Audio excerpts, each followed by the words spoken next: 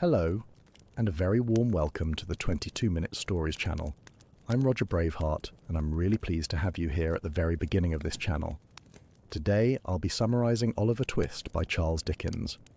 Okay, so without further delay, let's get cracking. The front matter contains an introduction by G.K. Chesterton and a preface by Dickens himself. Chesterton argues that Oliver Twist, while not Dickens's greatest work in literary terms, is hugely important because it reveals two new sides of Dickens, a dark, almost gruesome strain of horror and melodrama, and a fierce social revolt against oppression, particularly the modern workhouse system. Chesterton suggests Dickens did not attack the workhouse on political or economic grounds, but simply because it was cruel, and that Oliver is moving not because he is crushed, but because he still hopes and dares to ask for more. Dickens's own preface defends his choice to depict thieves, prostitutes and criminals as they truly are, in their squalor and misery, rather than as romantic figures in fine coats and feathered hats. He insists Nancy's devotion to Sikes is true to life, and emphatically God's truth, and he defends the existence of Jacob's Island against an alderman who denied it. Together, the front matter prepares the reader for a novel that mixes comedy, horror, sentiment, and harsh social criticism. Oliver Twist is born in a workhouse in a certain town. His young mother, found in the street with worn-out shoes and no wedding ring, kisses him once and dies. The drunken pauper nurse and the parish surgeon leave the child to his fate. Mr. Bumble the Beadle names him Oliver Twist, working through the alphabet of foundlings. Oliver is sent to a branch workhouse run by Mrs. Mann, who pockets most of the parish allowance and starves the children. On his 9th birthday, Bumble takes him back to the main workhouse. There the board, led by a fat gentleman in a high chair, decide to feed paupers on thin gruel. After 3 months of slow starvation, the boys cast lots and Oliver is chosen. He walks up to the master and says the famous words, "Please, sir, I want some more." He is at once locked up. A reward of £5 is offered for anyone who will take him off the parish's hands, and the gentleman in the white waistcoat predicts he will be hanged. Mr. Gamfield, the brutal chimney sweep, tries to take him as apprentice, but a kindly magistrate sees Oliver's terrified face and refuses to sign the indentures. Mr. Sowerberry, the undertaker, then takes him on trial. Oliver sleeps among the coffins, is bullied by Noah Claypole, the charity boy, and by the maid Charlotte, and is fed on scraps left for the dog. He accompanies Sowerberry to a wretched funeral, where a starving family has lost their mother and learns the harsh realities of his master's trade. Noah Claypole, jealous of Oliver's promotion to the role of mute at children's funerals, taunts him about his dead mother and calls her a bad woman.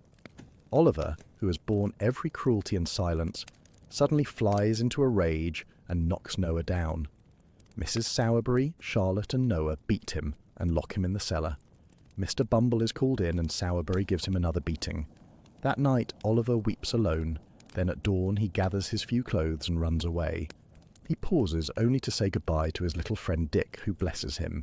He walks the 70 miles to London, almost starving, until at Barnet he meets a strange, snub-nosed boy in a man's coat who calls himself Jack Dawkins, known as the Artful Dodger. The Dodger feeds him and leads him through the foul streets of Saffron Hill to the house of an old Jew named Fagin, who lives with a gang of young pickpockets. Oliver is welcomed, given hot gin and water, and falls asleep. Next morning he sees Fagin gloating over a box of stolen watches and jewels. Fagin trains the boys in a curious game of picking his pockets. Oliver, not understanding the trade, thinks it only a game. At last, he is sent out with the Dodger and Charlie Bates. In Clerkenwell, the two older boys steal a handkerchief from an old gentleman at a bookstall, Mr. Brownlow. Oliver, horrified, runs away in terror and is at once seized and accused of the theft himself. Oliver is dragged before the brutal magistrate Mr. Fang, who barely listens to evidence and sentences him to 3 months' hard labour. The honest bookstall keeper arrives in time to swear that another boy committed the theft, and Oliver, who has fainted in the dock, is discharged. Mr. Brownlow, struck by something in Oliver's face that reminds him of a portrait at home, takes the sick boy in a coach to his quiet house near Pentonville. There, the motherly housekeeper Mrs. Bedwin nurses Oliver back to health. Above his bed hangs the portrait of a beautiful young woman whose features mysteriously resemble his own. Mr. Brownlow plans to hear Oliver's story. Meanwhile, Fagin and the brutal housebreaker Bill Sikes, with his dog Bullseye and his companion Nancy, are alarmed that Oliver may betray them. The merry old Jew is furious with the Dodger and Charlie for losing the boy. Nancy, disguised respectably with a basket and a door key, is sent to the police office and traces Oliver to Pentonville. Mr. Brownlow, wishing to test Oliver, sends him on an errand to return some books and pay a bill, against the advice of his sceptical friend Mr. Grimwig. Oliver sets out proudly with the books and a £5 note. In the street he is suddenly seized by Nancy, who screams that he is her runaway brother, and by Sikes, who beats him and drags him away. The crowd, taken in by Nancy's act, helps deliver Oliver back into Fagin's hands. Sikes and Nancy bring Oliver back to a new den. His fine new clothes and books are taken from him. Nancy, despite herself, defends the terrified boy when Fagin threatens him with a club and reminds the Jew of all she has suffered in his service since she was a child. Fagin keeps Oliver as a close prisoner, planning to harden him into a thief. Meanwhile, back in Oliver's native town, Mr. Bumble travels to London on parish business and reads an advertisement in the newspaper offering 5 guineas reward for news of Oliver. He calls on Mr. Brownlow and gives a damning account of Oliver as a born villain. Mr. Brownlow, deeply disappointed, forbids the boy's name ever to be mentioned in his house again. Mrs. Bedwin refuses to believe the slander. Back at Fagin's, Oliver is gradually softened by loneliness and the company of the Dodger and Charlie Bates, while Fagin tells stories of past robberies.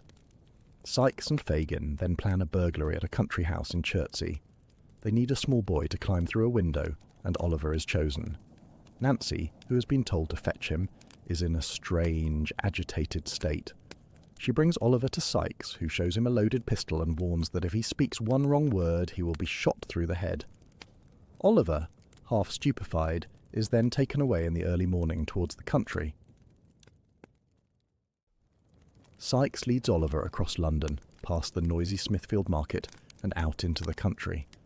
They are joined by the swaggering Toby Crackit at a ruinous house by a river. At dead of night they approach the lonely house at Chertsey. Oliver realises with horror that they mean to commit burglary and begs Sikes on his knees to let him run away and die in the fields. Sikes threatens to shoot him, but Toby silences him, and they push Oliver through a small window so that he can open the door from inside. As Oliver tries to warn the household, 2 terrified servants appear at the top of the stairs. Shots are fired, Oliver is hit, and Sikes drags him back through the window. The robbers flee across the fields, pursued by men and dogs. Sikes carries the bleeding boy on his back, then leaves him senseless in a ditch and escapes. Meanwhile, back in the workhouse town, Mrs. Corney the matron sits over her tea when old Sally, a dying pauper, begs to speak to her. Sally confesses that years before she robbed a young mother who died in childbirth in that very bed, of a gold trinket she had begged her to keep for her infant son. Sally dies before she can say more. Mr. Bumble, who has been courting Mrs. Corney, proposes marriage. In London, Fagin learns from Toby Crackit that the burglary has failed, and Oliver has been left wounded. Fagin rushes out into the night in a terrible rage. Fagin hurries through the streets to a low public house called the Three Cripples, looking for a mysterious man named Monks. He finds Sikes ill and bad-tempered at Nancy's lodgings, and gives him his share of stolen money. Monks later visits Fagin's house in secret. He blames Fagin for not having turned Oliver into a hardened thief, and is terrified when he thinks he sees the shadow of a woman on the wall. Meanwhile, the wounded Oliver crawls back to the very house the robbers tried to break into. There he is found unconscious on the doorstep. The owner, the gentle Mrs. Maylie, and her beautiful young niece Rose, refuse to let him be handed over to the law. Their kind friend Dr. Losburn examines the boy and listens to his innocent story. Together they persuade the local constable and the Bow Street officers Blathers and Duff that Oliver is not a thief. Dr. Losberne tricks the officers with a tale that explains away the evidence, and Oliver is allowed to recover in peace under Mrs. Maylie and Rose's care. He tells them the whole of his life so far. When he is well enough, Dr. Losberne takes him to London to see Mr. Brownlow, but they discover that the old gentleman has sold his house and gone to the West Indies with Mrs. Bedwin. Oliver is bitterly disappointed, but the Maylies treat him with such love that he soon settles into a happy country life with them. Oliver lives quietly in the country with Mrs. Maylie and Rose. He learns to read and write with a white-headed old clergyman, gathers wild flowers, and walks in the fields. Mrs. Maylie's son, Harry Maylie, arrives. He is in love with Rose, but Rose, conscious of the doubtful shadow on her birth, refuses to marry him for fear of harming his prospects, although she loves him in return. Rose then falls dangerously ill with a fever. Oliver runs to the nearest market town to send a letter to Dr. Losberne. On the way back, he stumbles against a tall stranger at an inn, who curses him with violence and falls down in a fit. Rose recovers, to everyone's joy. Later, one evening, Oliver dozes over his books at an open window of the summer cottage. He wakes to see Fagin, and the same strange man peering in at him, but when help arrives, no trace of footsteps can be found. Before going away, Harry asks Oliver to write to him every fortnight in secret with news of how Mrs. Maylie and Rose are, and whether Rose seems well and happy. Harry speaks with Rose and asks her to renew the subject of their last discourse. She refuses him on grounds of her doubtful birth and the stain it might bring on his career. He obtains her promise that he may speak to her on the subject once more within a year, and departs. Mr. Bumble has married Mrs. Corney and become master of the workhouse, but he soon discovers that his new wife rules him with a heavy hand. When he interferes with the female paupers at the washtub, she drives him out with the threat of a bowl of soapsuds. In a low public house, Mr. Bumble meets the stranger named Monks, who is searching for the woman who attended Oliver's mother. Monks learns that old Sally is dead, but that Mrs. Bumble heard her dying words. For £25 in gold, Mrs. Bumble sells him a little kid bag containing a gold locket and a wedding ring engraved with the name Agnes, taken from Sally. In a ruinous building above the river, Monks drops the trinkets through a trap door into the rushing tide so that they can never be recovered. In London, Noah Claypole and Charlotte arrive after robbing Mr. Sowerberry's till. They fall under Fagin's wing, and Noah is later set to spy on Nancy. Nancy, who has been kept indoors by Sikes, drugs him one Sunday night with laudanum and slips out. She meets Rose Maylie in secret at a London hotel and tells her of Monks, of his hatred for Oliver, and of his bargain with Fagin to make Oliver a thief. She refuses money and refuses to leave Sikes, but promises to walk on London Bridge every Sunday night between 11 and 12. Rose, deeply moved, keeps her secret and consults Mr. Brownlow, whom Oliver has by chance seen in the street. Oliver, walking out one day, sees Mr. Brownlow get out of a coach in Craven Street. He runs in joy to tell Rose, and the kind old gentleman is reunited with him. Rose, with Dr. Losberne and Mr. Grimwig, consults Mr. Brownlow about Nancy's revelations. Mr. Brownlow proposes to work secretly on Monks, without harming Nancy or even Fagin, if it can be avoided, in order to uncover the truth about Oliver's birth. Meanwhile, the Artful Dodger is caught picking a silver snuff-box from a gentleman in a crowd and is committed for trial, much to the gang's grief. Fagin, alarmed that Nancy may be turning against him, sets Noah Claypole to watch her. The next Sunday night, Noah follows her through dark streets to London Bridge. There she meets Mr. Brownlow and Rose. She describes Monks in detail, including a livid red mark like a burn upon his throat, but refuses to betray Fagin or to leave Sikes. She agrees only to help them lay hands on Monks. Noah hears every word and runs back to Fagin. Fagin, in a cold fury, decides that Nancy has fallen in love with someone new and that she must die. He sends for Sikes in the small hours of the morning, and so contrives the telling of Noah's tale that Sikes, beside himself with rage, rushes home and brutally murders Nancy in their lodgings as the morning light streams in. After killing Nancy, Sikes flees London with his dog. He wanders the country roads, haunted by her dead eyes. He joins in fighting a great fire at a farm, and there overhears firemen from London speaking of the murder, learning that he is being hunted. He resolves to return secretly to London. He tries to drown his dog, which escapes him. He reaches a ruinous house on Jacob's Island, where Toby Crackit, Charlie Bates and a returned convict named Caggs are hiding. Charlie turns against him in horror and the mob breaks in. Sikes, trying to lower himself by a rope from the roof, cries out that he sees the eyes again, loses his balance and is hanged by his own noose. His dog falls and dashes out its brains on a stone. Mr. Brownlow has already seized Monks and forced him to confess. Monks is revealed as Edward Leaford, Oliver's elder half-brother. Their father had loved Agnes Fleming and made a will in favour of any child she might bear, on condition that the boy never stained his name. Monks and his mother destroyed the will and tried to ruin Oliver. Mr. and Mrs. Bumble are exposed as the sellers of the locket. Rose is shown to be Agnes's younger sister, and so Oliver's aunt. Harry Maylie returns, having given up his worldly prospects to become a country clergyman, and Rose accepts him. Fagin is tried, condemned, and visited in the condemned cell at Newgate by Oliver and Mr. Brownlow. Mr. Brownlow adopts Oliver as his son. Monks dies abroad in prison, and the Bumbles end as paupers in their own workhouse.